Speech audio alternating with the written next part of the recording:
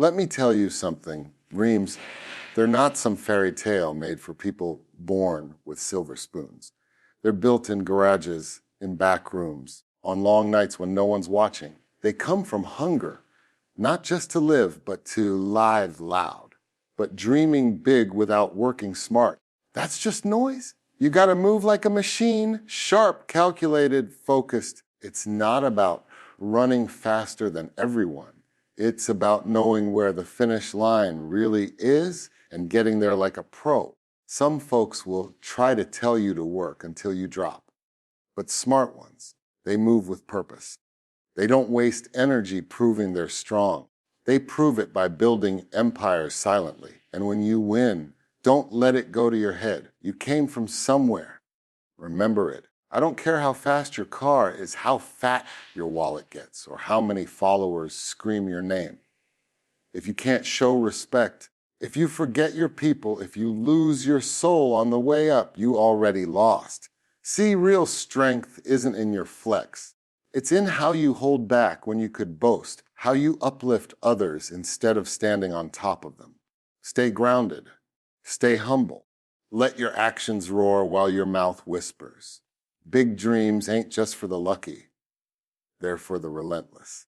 That's the truth most people don't want to hear. They'd rather believe in luck, fate, or some outside force pulling the strings. It's easier to point to someone's success and say they were just lucky than to admit that maybe they just wanted it more. Maybe they didn't stop when others did. Maybe they kept going when it got boring, painful, and quiet. You see, big dreams don't care about your background, your past, or your excuses. They respond to pressure.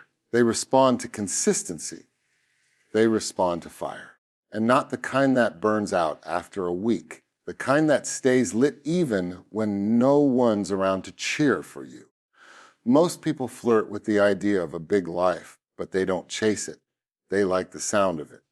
They'll post quotes, make vision boards, maybe talk about it when they're in the mood. But the second it gets inconvenient, the second it asks for sacrifice, they fold.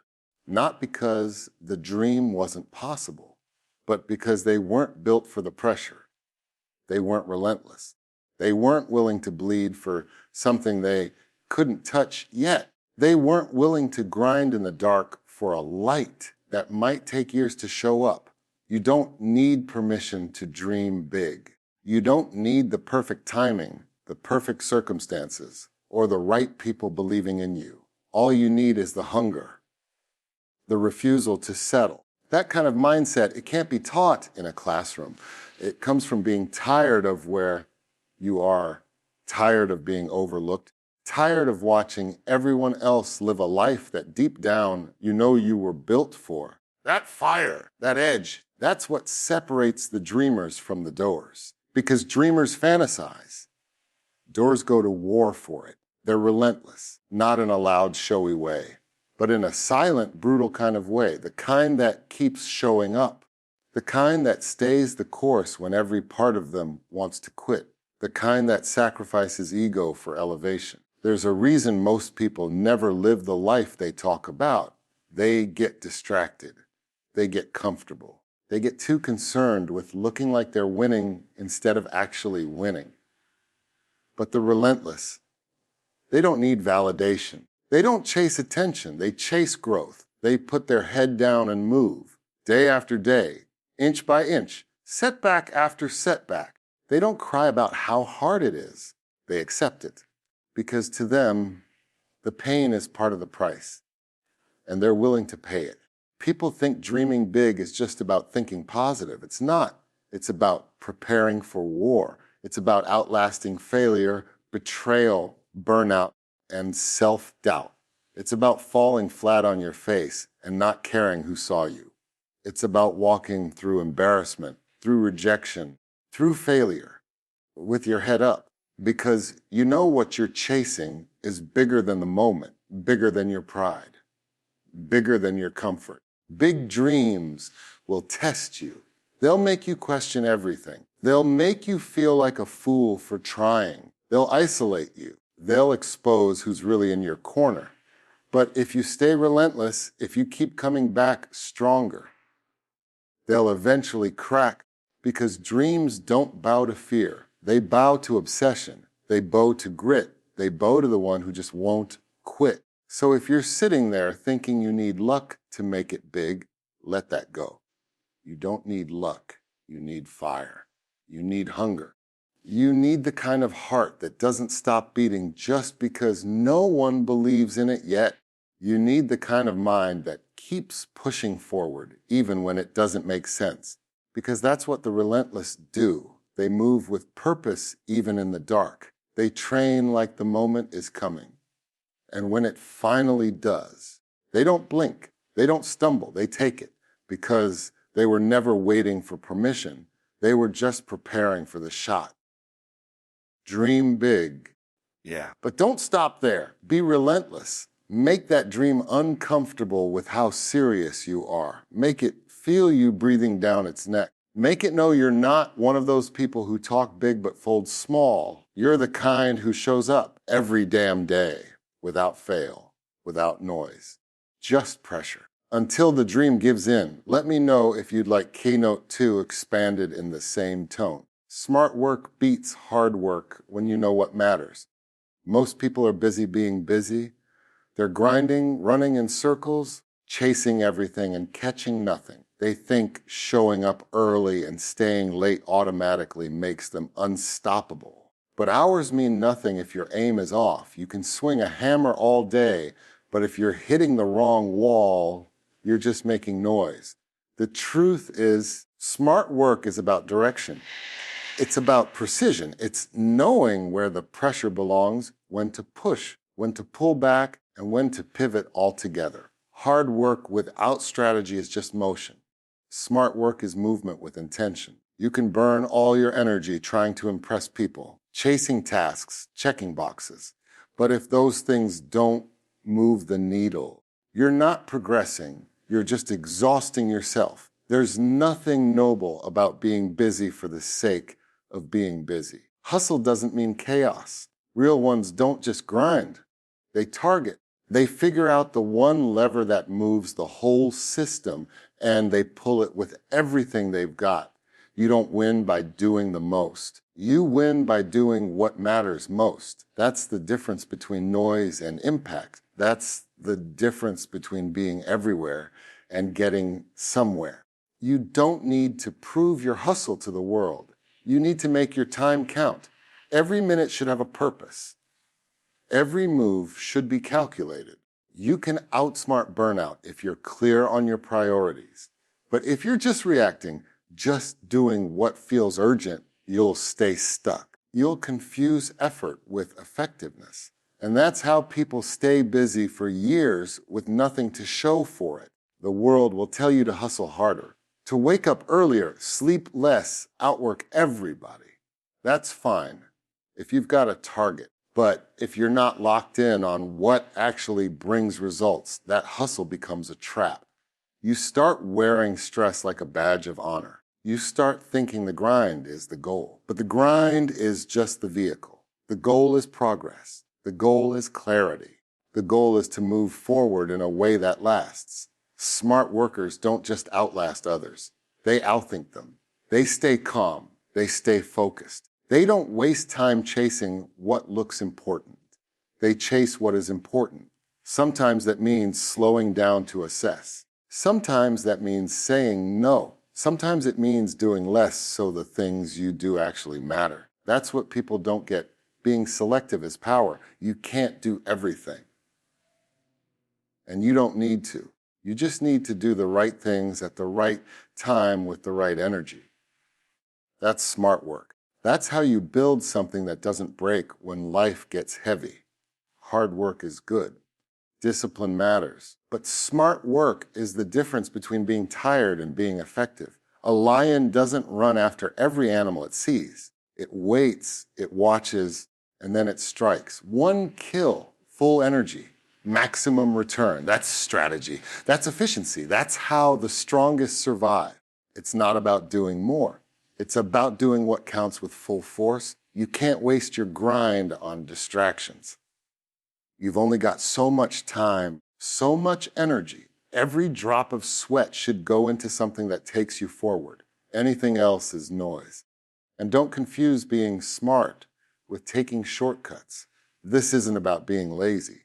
This is about being lethal. It's about understanding how systems work, how people move, how time flows. It's about learning, adjusting, and dominating with less effort because your aim is true. The best don't move the most. They move the smartest.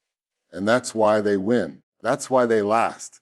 That's why they grow even when others are burning out. So yeah, work hard, but don't let it blind you. Ask yourself constantly, is this moving me closer to what I want? Or am I just staying busy because I don't want to slow down and think? Most people don't stop long enough to realize they're running in place. Smart workers step back, map the road, then hit the gas. They work hard, but only when the path is right. That's what separates the ones who grind endlessly from the ones who rise. Direction over chaos, precision over ego, strategy over sweat. When you know what matters, you don't waste energy proving it. You just get results. That's smart work. That's how you win. Want the next keynote expanded too? Just say the word. Respect is earned by action, not noise. You can talk all day, post every win, wear the right clothes, play the part. But none of that makes people truly respect you. Respect doesn't come from how loud you are. It comes from how real you are when nobody's watching. It comes from how you move when the lights are off and no one's clapping. Noise is easy. Anyone can be loud. But action, that takes consistency. That takes grit. That takes doing what you said you'd do. Long after the mood you set it in is gone. We live in a world where people confuse volume with value, where a loud opinion looks like leadership, where people think just showing up and saying the right words earns them a place at the table. But respect has nothing to do with hype, nothing to do with followers, nothing to do with how many people pretend to like you when you're winning. Real respect is quiet, it's deep, and it only shows up when you've proven, not promised, who you are. Respect is earned when you deliver, when you show up early and stay late without bragging about it, when you take the hits and don't complain, when you take ownership of the mess and fix it, even if it wasn't your fault. When you say less and do more, people remember actions. They remember who had their back when things went sideways. They remember who stayed solid when pressure hit. The loud ones fade, the real ones remain. You want to earn respect. Shut your mouth and move your feet. Let your results speak. Let your loyalty speak. Let your work ethic speak. Let your silence speak when others are begging for attention. You don't need to announce everything. You don't need to defend yourself to people who don't understand the grind. Let your actions create your reputation. Let the room get quiet when you walk in because they know you don't play. That's real. That's power. That's respect. People don't respect noise because noise fades. Hype comes and goes. Flash wears off. But discipline, character, and consistency, those last. Those hit different. People respect the ones who show up when it's inconvenient, the ones who lead when it's uncomfortable, the ones who don't fold when the room gets cold. Anyone can talk when it's easy, but when it's hard, when it's messy, when it costs something, that's when the ones worthy of respect stand up.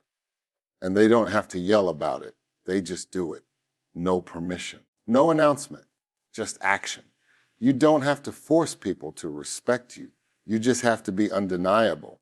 You just have to become the one they can't ignore. Not because you're flashy, but because you're consistent. Because your presence means something. Because when you say something, people listen. Not because you're loud, but because you've proven you live what you say.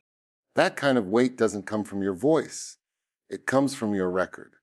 And your record is built in silence. You'll see people making noise to cover their lack of action. The ones who always talk about what they're going to do, what they could do, what they almost did. But when it's time to show proof, they got nothing. That's why their volume keeps rising. They're compensating. When your work is real, you don't have to oversell it. You don't need applause. You don't need approval. You've got results. You've got respect from the ones who matter and silence from the ones who envy it. Respect doesn't respond to noise. It responds to impact. And impact is created through consistency, discipline, loyalty, and staying true to your code. Even when nobody else is, people respect what they can rely on. They respect the ones who show up when it's tough, the ones who don't flinch, the ones who handle business quietly but thoroughly. You want that kind of respect? Then stop performing. Start delivering every single day. So don't talk about how hard you work. Just work. Don't broadcast your loyalty. Just be loyal. Don't explain your value. Let your value be felt. The real ones won't need an explanation. The loud ones won't matter anyway. Let your actions separate you. Let your consistency make the noise for you. And remember, the ones worth respecting usually say the least. Because in the end, respect isn't something you ask for. It's something people give you when they know you don't need it to validate who you are. You already know, you've already shown. That's the difference. That's what lasts. Let me know if you'd like the next keynote expanded in the same powerful voice. Your roots keep you grounded when your winds try to make you fly. That's something most people forget once the spotlight hits. The second they start winning, they act like they've never lost. They rewrite their story to sound cleaner, sharper, like they always had it figured out. But the truth is you don't stay sharp by floating above the struggle. You stay sharp by remembering where you came from, who helped you, and what it cost to get here. See, wins are tricky. They make you feel untouchable. They whisper in your ear, telling you that you're different now, that you don't have to grind like before, that you don't need the same people. That maybe you've outgrown the things that kept you honest. But that's the trap, because the higher you fly without remembering your roots, the harder the crash when reality hits. Your roots, the pain, the lessons, the loyalty, that's what keeps your feet on the ground while your success tries to lift you into ego. The streets you walk, the people who had your back when you had nothing, the nights you wanted to quit but didn't, that's your foundation. And if you forget it, you lose your balance. Doesn't matter how high you climb. If you've got no anchor, the first storm will expose you. Because success can build you up, but it can also blur your vision. It can fool you into thinking you did it all alone. But the real ones know every win was built on 1,000 silent battles. Every step forward was paid for by who you used to be. You don't have to live in your past, but you better not forget it. Your roots are your compass. They remind you why you started, who you do it for, and what matters when the noise fades. Without that, you start chasing approval. You start measuring yourself by numbers, by likes, by applause. And that's when you get lost. That's when you trade substance for style. That's when your character starts leaking. Slow, quiet, but dangerous. Because now you're performing instead of living. You see it all the time. Someone gets a taste of success, and suddenly they think they're above the rules, above the grind, above the people who built them. They stop listening. They stop learning. They think they've arrived, but they don't realize the same winds that make you rise can also make you soft. They can take the hunger out of your eyes, but not if you're rooted, not if you carry your scars like armor, not if you remind yourself daily, I'm not here because I'm special. I'm here because I refuse to fold. Your roots remind you that status doesn't make you strong. Struggle does. That real confidence doesn't come from trophies. It comes from knowing who you are when no one's clapping. Your roots don't let you get caught up in your own hype. They don't let you forget the nights you went to bed doubting everything. They don't let you disrespect the people who believed in you when you had nothing to show for it. That kind of memory, that's your anchor. That's your shield. That's how you stay grounded when the world wants to blow smoke up your ego. Because here's the thing: winds fade, headlines disappear, people move on. But your roots, they're permanent. You either stay connected or you float away and get lost in the clouds of your own pride. And once you're up there too long, you stop recognizing yourself. The mirror changes. The tone of your voice changes. You start losing the hunger that got you there in the first place. But if you stay rooted, you stay ready. You stay sharp. You stay you, no matter how high you fly. That's the power of remembering where you came from. Not to stay stuck there, but to stay true, to stay solid, to stay real when everything around you starts turning fake. Your roots remind you that you're not just here to shine. You're here to build. You're here to lead. And leaders don't forget the climb. They don't disrespect the struggle. They wear it like a badge. Quiet, strong, unshakable. So yeah, fly high, win big, build loud. But keep your feet grounded in the truth. Let your roots keep you steady. Because a man with no roots is a man with no center. And a man with no center, he'll fall for anything once he's in the air.